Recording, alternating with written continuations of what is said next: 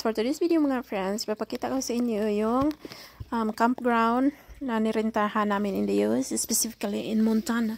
So ito yung recreation area nila na mga friends na pwede kayong maglaro, pwede kayong mag-relax dito, manood ng TV. Part na yun sa binabayaran yung mga friends. Kung gusto niyong magluto sa kitchen nila, pwede. At saka kung meron kayong, kasi ang camper mga friends are maliliit lang talaga yung mga refrigerator. So pwede kayong maglagay ng mga pagkain doon, but within 24 hours, kailangan nyo ding kukunin sa ano nila or i-consume nyo para ang iba din is makagamit. So pasensyahan nyo yung ka-expertan namin dyan mga friends kasi sobrang expert namin dyan sa ping-pong mga friends. Yung mga bata is wala, aliwan lang yan nila mga friends. And then ako is nag-ikot-ikot lang ako mga friends kasi para mapakita ko rin sa inyo yung area. So ito mga friends is meron din silang washroom dito sa recreation area. And then meron din silang laundry room na kung gusto nyong maglaba, kasi kami naglalaba kami dito mga friends kasi 2 weeks kaming magbakasyon dito in the US. So ayan, mura lang naman mga friends maglaba sa laundry area nila. So yan yung recreation area, and then yun yung camper namin at saka yung hammer, yung yellow. So yun yung spot namin kumbaga. Sobrang ganda dito mga friends, sobrang green, sobrang fresh air. Okay naman sa Canada mga friends, fresh air din naman.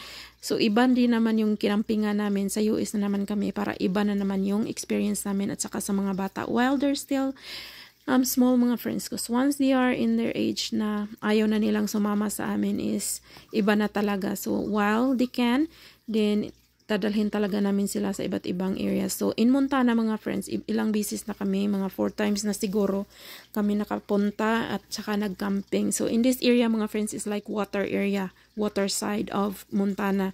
So across the highway, medyo ano lang talaga mga friends, maingay kasi national highway siya, malapit sa national highway. So ang baba niyan is, ayan yung national highway, ang baba niyan is water na or malaking lake na tinatawag nilang beach area.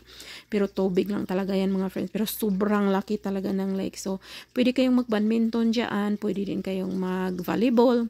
So marami siyang panglaruan sa mga bata, kung baga may kids park din or palaruan kung baga. So yun yung spot namin, nakikita nyo na yung Yellowhammer. And then so worth it talaga yung pagpunta namin dito mga friends kasi maganda yung weather, hindi na siya masyadong mainit kasi pa-autumn na ang season, kasi September is autumn na, medyo malamig na. So ayan na si daddy niyan na nailad sa Bisaya kasi sabi ko picture. Ay, sabi niya picture daw, pero sabi ko video pala. So ayan si Blossom. Nagtingin-tingin siya sa highway sa mga yung nakikita niyang mga truck na dumadaan. So yan yung camping area namin dito sa Montana mga friends. Sobrang ganda dito. And then ayan, naglakad-lakad na kami early in the morning while they're playing the recreation area nila doon sa part of bayad namin kumbaga. So ito lang muna.